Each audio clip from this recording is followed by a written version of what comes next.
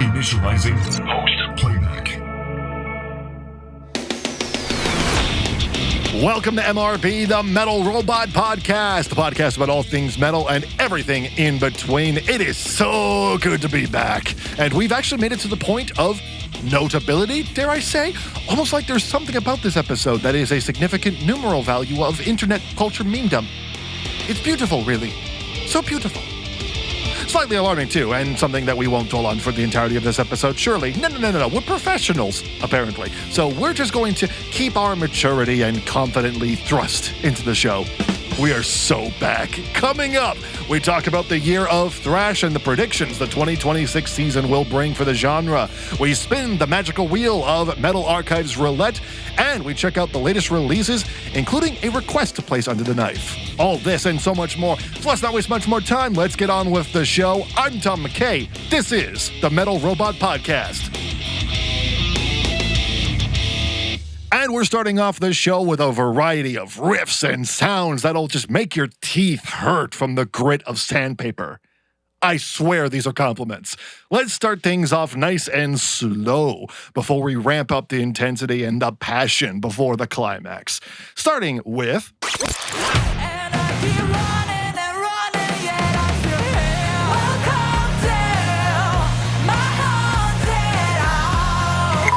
Norwegian hard rock, Lily Löwe's Beautiful Disaster. I wanted to start off with this one because we don't usually get to check out hard rock that often, especially albums with this much swagger coming out of Norway. The album carries that hard rock attitude with just enough bite that even certain metalheads can nod along. It also has a melodic accessibility that might pull in radio rock fans, giving them a peek into the heavier realm. Okay, maybe I'm being a bit too optimistic here. I mean, these are the same people that might hear Spirit Box at the Grammys and wonder what demon possessed the producers. I mean, hey, us metalheads are questioning the Grammys crew anyway, so what the hell was that lineup for Best Metal? Come on, people, you know better. I'm getting ahead of myself here. Anyways, clocking it at 9 tracks for a total of 27 minutes. Beautiful Disaster is short and tight. But it also leaves you wanting more. Not in a bad way, but, I mean, the album did kind of feel like it felt a little incomplete.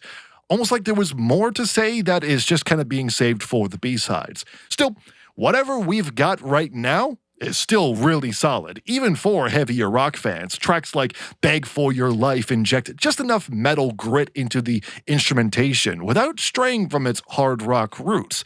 Lily Löwe herself is a powerhouse of a vocalist, effortlessly balancing melodic sensibility with occasional feral bite.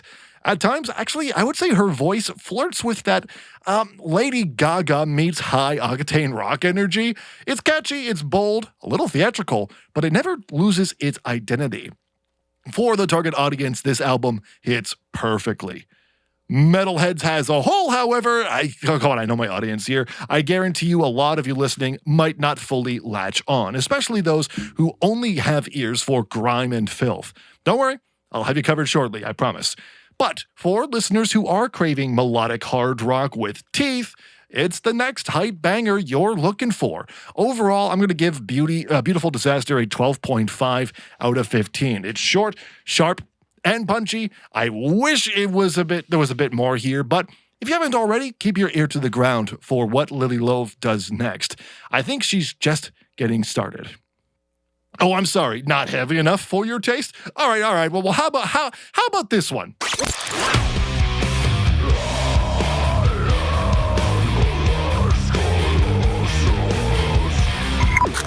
All right, let's get it a bit more filthy as we dive into the sludgy stoner metal world with Sleeping Giants, The Beauty of Obliteration. I have to say, that album's title, wildly misleading, okay? The Beauty of Obliteration sounds like it should be a funeral doom record. Slow, reflective, depressing music, not lounge, token, munchies music, man.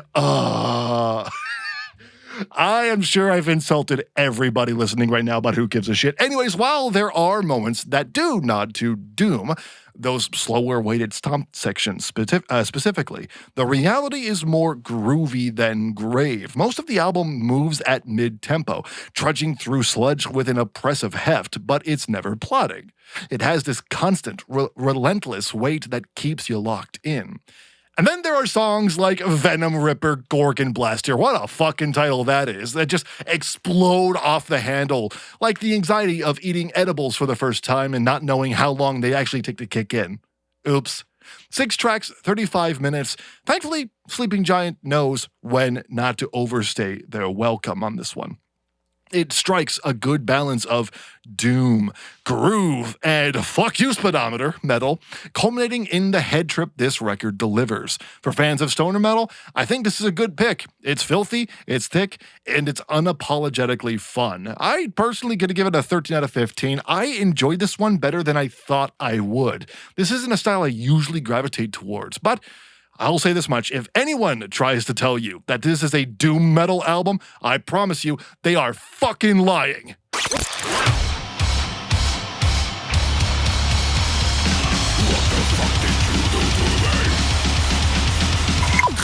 You didn't think we could get heavier, eh? We're close to the climax with Death March's Violent Retaliation, which came out actually at the end of January, so not a new release, but it was a request by the band themselves. So, all right out of the gate, this album hits hard. It's a furious blend of old school death metal, but with a solid injection of old school hardcore punk. Think The Clash and Black Flag if they got fucked with a knife by Cannibal Corpse. That's the kind of shit we're dealing with here.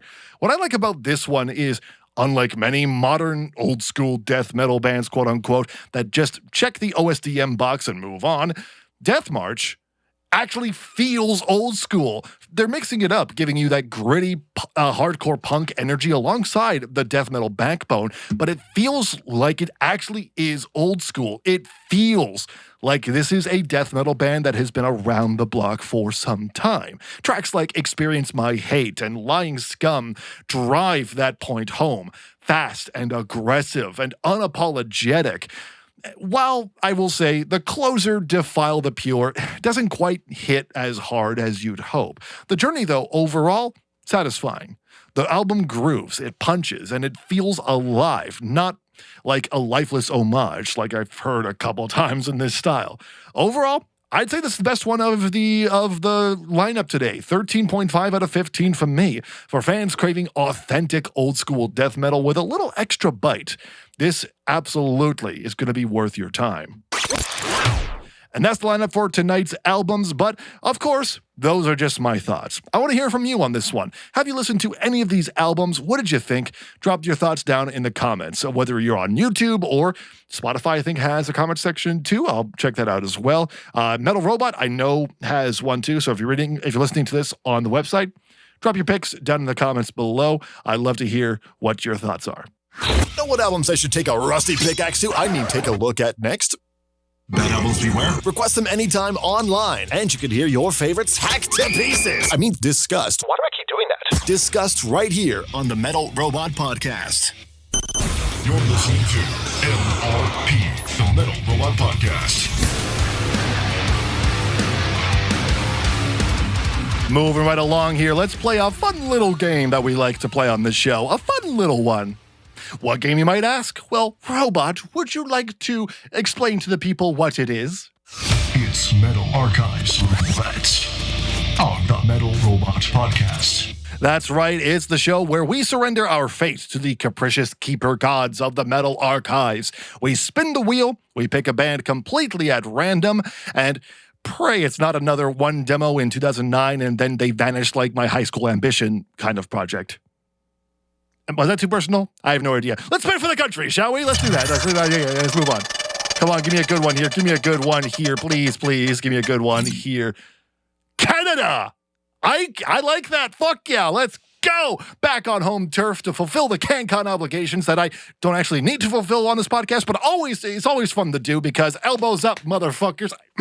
Sorry.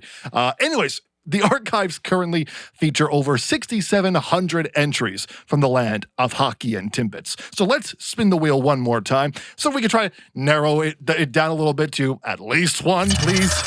Give me a good one here at least. Come on. Give me something good. Give me something good. Widow's Peak. Oh, okay. Okay, that's a new one. I don't think I've actually heard these guys before. Let me see what we got.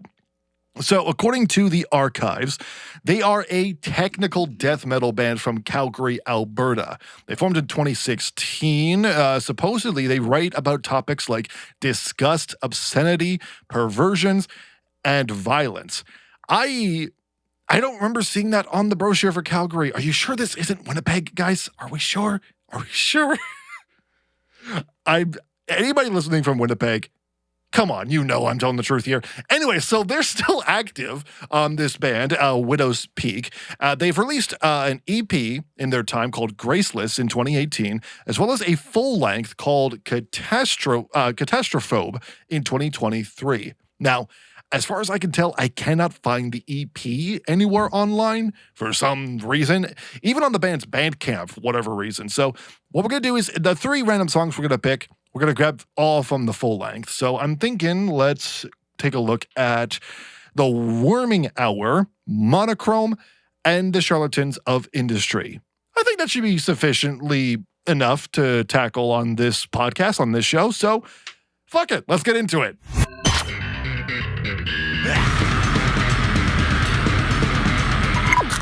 All right, I see you. I see you starting things off with a slap at the bass. Very tasty, very techie, very Primus, because why the fuck not?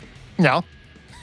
I'm digging this so far, though, with The Worming Hour. Vocals sit really nicely in the mix. They're not buried, they're not overpowering, they're just right. The guitar riffs, also pretty standard tech death fare, but clean, sharp, and confidently executed. The drummer, that's some good stuff with the cymbal work. Just a shimmer of chaos while the rest of the kit is losing its damn mind.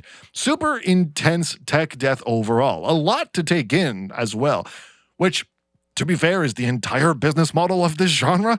Not a bad start for a tech death band on this show in this segment. So, yeah, I'm curious to know what we got next. What's the next one?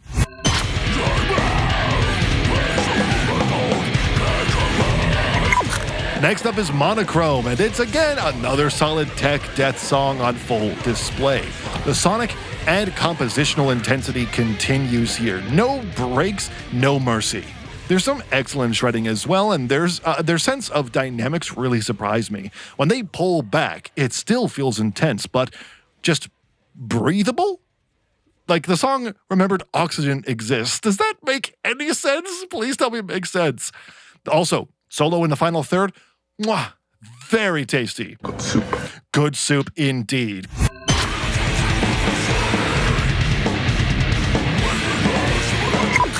And finally, we look at Charlatans of Industry, and it's got it all. More intensity, more riff tornadoes, more of everything. It's solid. Very solid. Okay, but at this point, I'm basically repeating myself because Widow's Peak are remarkably consistent in what they do. Not a bad thing, mind. Not a bad thing in this case especially, but there's just not a lot of unique talking points between the 3 songs. This being honest here, overall though, Claustrophobe does a solid job representing Widow's Peak. It's very solid overall for tech death fans everywhere. I do apologize if I do sound a little blasé here, but it's mostly because they are consistently techie and deathy. Again, not a bad thing, but I feel like with me, I just need to personally be in the right mood for tech death nowadays. And I guess when I listened to this for the episode, yeah, wrong day for my brain to do math and shit. I'm a pussy, whatever, fight me.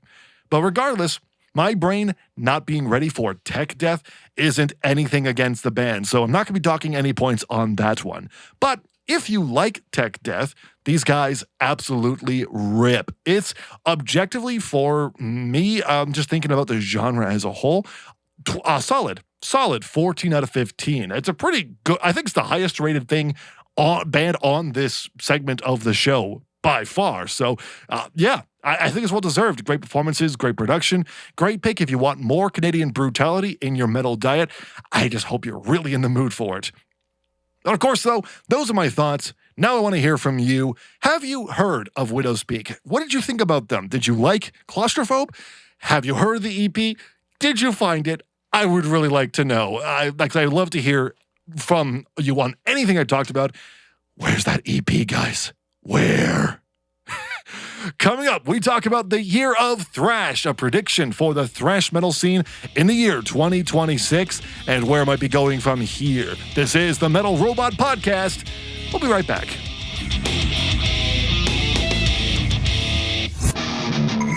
This episode is brought to you by you. No, I didn't steal your wallet.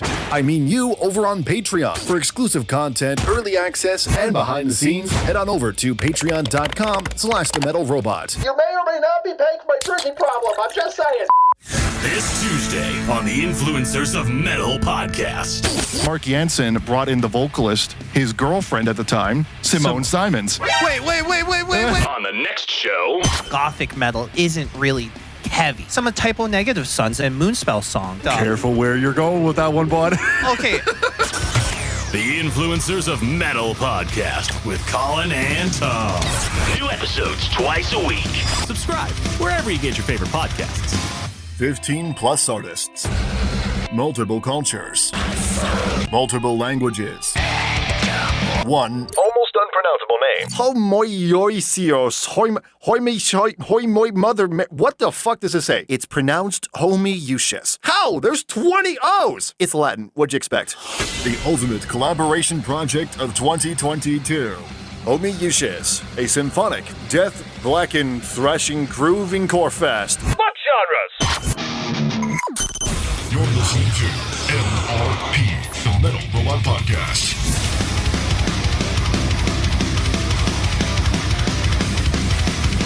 And finally tonight, we are talking about something a little bit different and doing something completely different entirely, as one of the predictions that was made on our sister podcast, the Influencers of Metal podcast, which if you've not checked it out, it's on themetalrobot.com, Spotify, and Apple Podcasts, wherever you can get your favorite podcasts. But there was a prediction that 2026 would be the year of thrash, with Megadeth... What's that? Oh my... Jesus Christ. Oh my God. Thrash? Collin Sterling of Influence Metal Podcast at Thrashers Paradise. Airing every Tuesday night from 9 to midnight on Indie 1015 exclusively. Oh my God. Welcome. How'd you get it? How the fuck did you get in here? You said thrash. Oh my God. Okay. Well, to talk about... And I assumed immediately that you were discussing my prediction about this year being the year of thrash, and also your lack of knowledge through thrash. So I am here to pick up the slack. Well, in that case, let's get into it. This is Collin Sterling and the Year of Thrash right here on the Metal Robot Podcast. Collin, thank you so much for breaking into the house today. How are you doing today? First off, you invited me in by saying thrash. Oh, Secondly, I said the magic tired word. as Huh? hell. I said the magic word. I'm tired as hell. How are you? I am doing all right. And, you know, that was one of the main predictions you made last year, actually, toward the end of the year, Yes, because of, well, Megadeth. Well, January started off quite strong with the thrash because both Creator and Megadeth. Right, You can't forget Crushers of the World. Of course, no. Crushers of the World and Megadeth self-titled both came out a week apart from each other in January. Yeah, what a stacked, couple weeks. But not only that, we would find out in January, Exodus released their first single, 3111, off of their March album, Goliath. So that's very exciting. Exodus coming back with, I believe, their 15th or 12th studio album. Wow. Okay. On March 20th. Also going to be, I think, one of the more stacked days for metal releases because it's them. Garia's releasing their Lost album. Mm-hmm. And also, I know Montreal Thrashers, Warsaw, will be releasing their third full length. So right off the bat, the thrash is there. And it is a significant year of goodbyes for thrash. Yes, because Megadeth is calling it quits. They're retiring. I think is the right phrase to use. They're in the starting stages of the long goodbye. The last note. Not the last note. That might be the last leg, their last tour leg ever. Yeah, I'm saying the long goodbye because we don't know how long this could proceed. This could be like a Slayer situation where they do they do their farewell tour. It takes a long time, but unlike Slayer, I think Megadeth might actually Well, actually stay gone. You can't do Megadeth without Dave. No, yeah. Slayer's goodbye tour was only 2 years. Yeah. You got I don't think a lot of people really truly realize that. Like they said their farewell. It felt like a long tour. I think what made it feel like a long tour was the fact of them rerouting. And they did like a two couple or rounds. They did 3 North American legs. I was fortunate enough to see. No, they did like 4 North American legs. Yeah, because they came to Canada 3 separate times. You and I both saw Slayer the same show. We hadn't met yet, but we saw the same show. That's funny. It worked out that way in Toronto. Then I saw them on their 3rd leg in Ottawa. Okay. Because I wanted to see a Monomarth and Cannibal Corpse, and I miss Cannibal Corpse, and I will never forgive Ottawa Traffic for that. You bastards. You bastards. Yeah. Fucking assholes. But Careful, SpongeBob! Careful, SpongeBob! no, Ottawa Traffic is notorious for being dog shit during rush hour. Ottawa Traffic, Toronto Traffic, dude. We can't compare the two, but they're both dog shit. They're both dog shit. Back to what I was saying. And Megadeth, again, in the early stages, and what I really love about their long goodbye right now is that the first part of the tour is a Canadian tour. Yes. All Canadian cities across the country. And I love that so much. Well, obviously as a Canuck. Of course. And obviously because Tate McRae's a backstabbing bitch. Born in Calgary, Alberta. Yeah. And she had the nerve to say Canada isn't home anymore. What the fuck? On social media. Boo. What the fuck are you doing with your fucking life? Exactly. I don't know what she's doing with her life, Corey. I tell you what she's doing. Jack Hughes. That New Jersey Devil fucker. My buddy at work loved Tate McRae, not because of her music, but because she's a sexy beach. A sexy beach? And then we see her Olympic post and we're like, oh, nice. And then we find out it's for the States. We're like, what? Fucking what? What? And then, I see a post from like Virgin Radio in Toronto talking about it. Oh my God. And they're like, we feel backstabbed. I'm like, I agree. What the hell? She said every time she returns to Calgary, her hometown, where she was born and raised, it feels a little less like home. What? That'd be like if Mike Myers said straight up, like, I feel more like I feel more and more like German than I do Canadian. Just a random country name. You just randomly. Just random country, yeah. But like seriously, that'd be like it's like Mike Myers if he said that. No, freaking if Wayne Gretzky said, Canada is one thing, but I gotta tell you, California. Listen, I'm just saying. I've talked to my coworker, and I think we agreed on a fair trade for pop stars. Yeah. We will give the States Tate McRae's citizenship. Yeah. And in return, we want Sabrina Carpenter. It's a fair trade. It's a fair trade. We end up with the older and, having the less creepy way of telling her she's hot. So, fair trade. Back to Thrash. And I'd dump some maple syrup on it. No, I think we all would, Tom. Okay. I think even the Pumpkin Queen would agree. Maybe, yeah. Yeah, Sabrina Carpenter is just built different. Yeah, but with the Year of Thrash, another entry that I learned of this past week, Testament is going on tour as well. It's on now. I'm a bit sad with them because it's American only. Yeah, so for those who didn't know, which by the way, I'm working on getting Testament on the show, so stay tuned for that. Hopefully next episode. Hint, hint, click, subscribe. But they're going on tour. It's so far only American dates with Overkill and Destruction. See, and I'm annoyed with that because I want to see Overkill and I would love to see Destruction. German thrash legends, part of the German thrash trinity. Wow. German thrash, yeah. I'm picking my sounds off of Color. Yeah, that's okay. But I'm hoping maybe they come up with like a little Canadian tour out of the blue with like maybe Creator.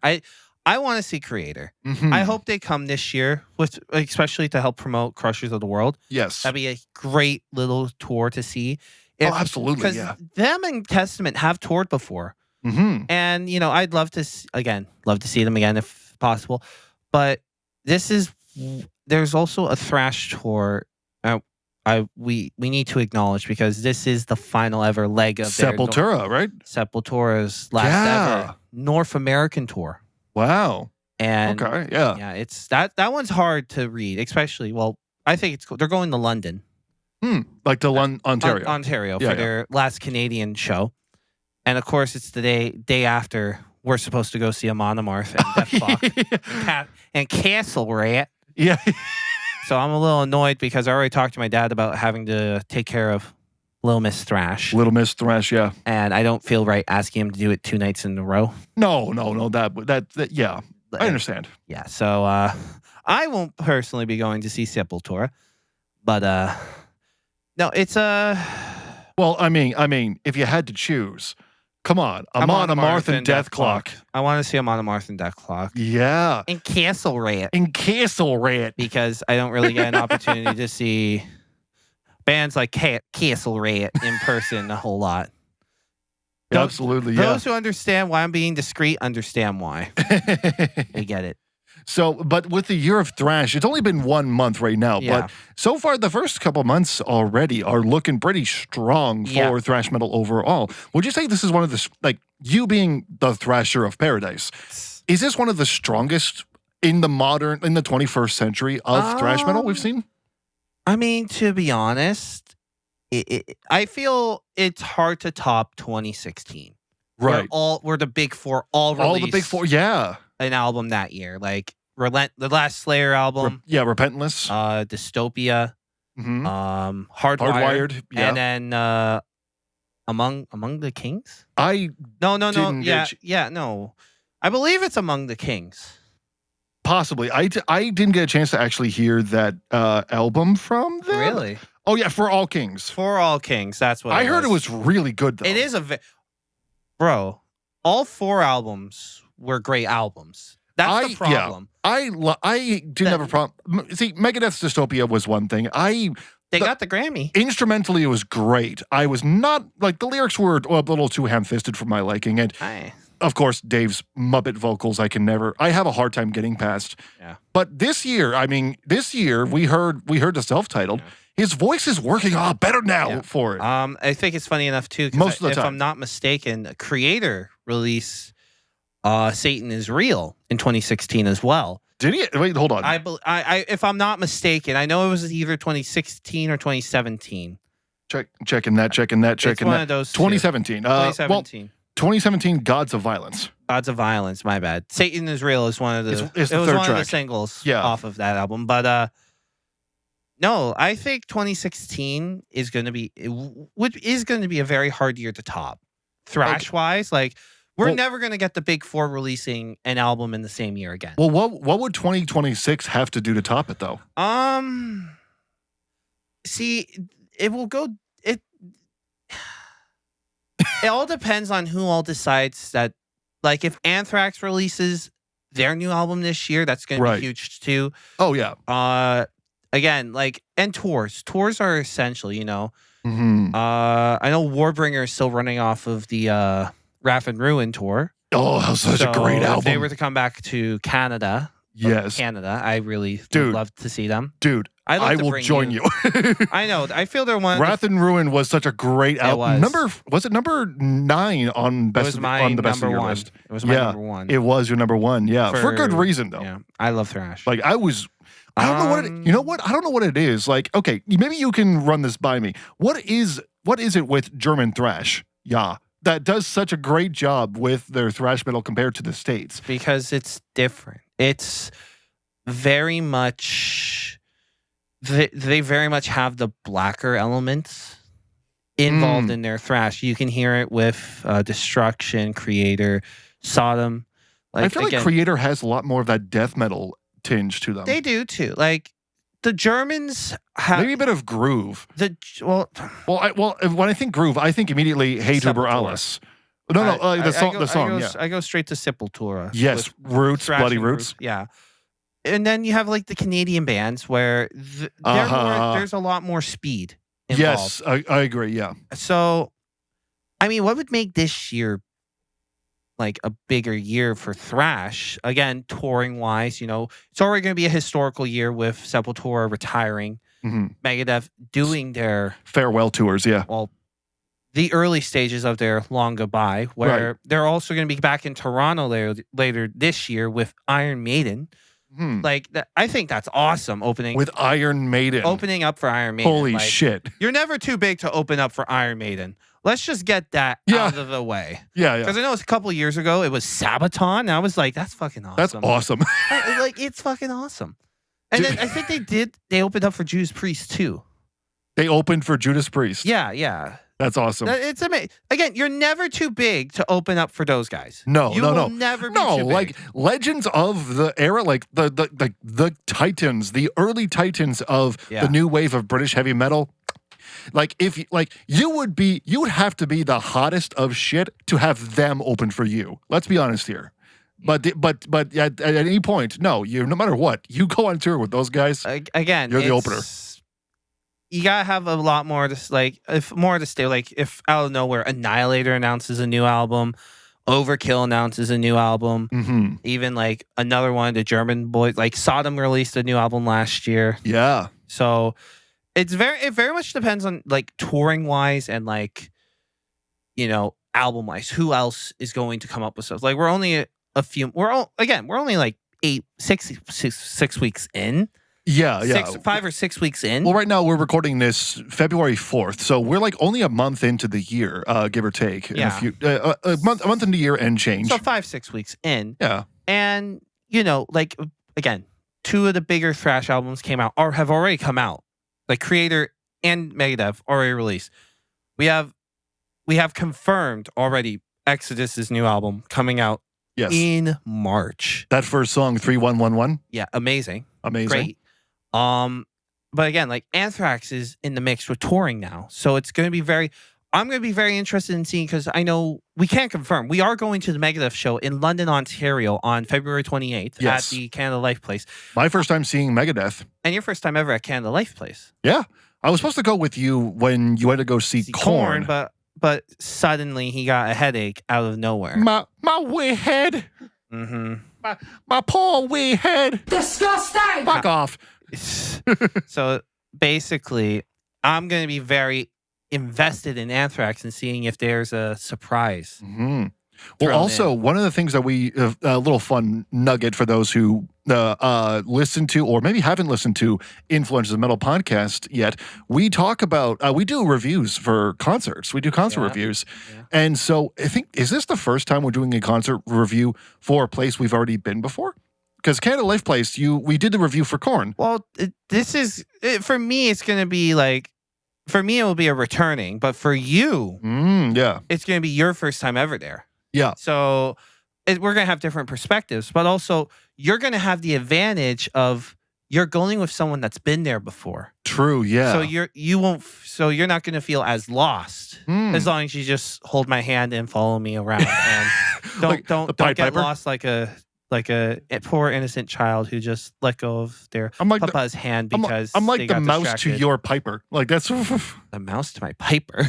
Is that the right reference? I have no fucking clue. I've never heard that term before. Neither have I. I just made it up on the spot. Oh, wow. But I think it's like reference to something. Anyways, so I get what you mean. But yeah, with the Year of Thrash though, like continuing on, we're only like 1 month in, like 5 to 6 weeks. Yeah. What do you predict could happen that could potentially derail the Year of Thrash? What's something that could happen that could blow up the entire thing? Exodus is the last major thrash album to come out this year. Oh my God, can you imagine? I feel that's a pretty honest thing. Yeah. But again, like the big note is going to see the next phases after the Iron Maiden tour, the next phases of the Megadeth goodbye, and then ultimately waiting for the final leg of Sepultura's goodbye. Yeah. Which I'm assuming will probably be in South America.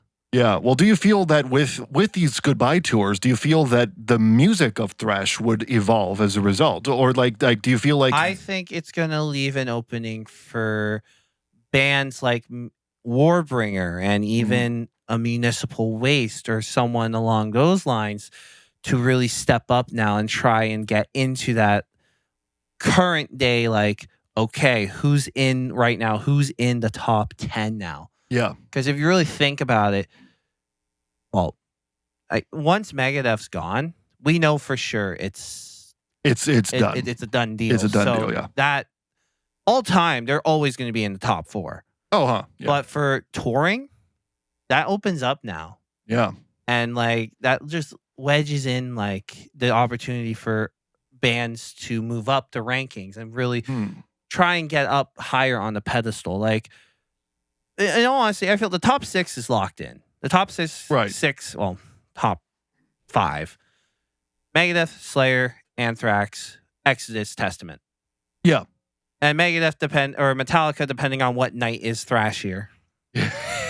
Do you feel that there could be, because Megadeth's is going to be retiring soon, Slayer tried to, do you feel at some point that even potentially this year we could start to see the rise of a new big 4 of American thrash?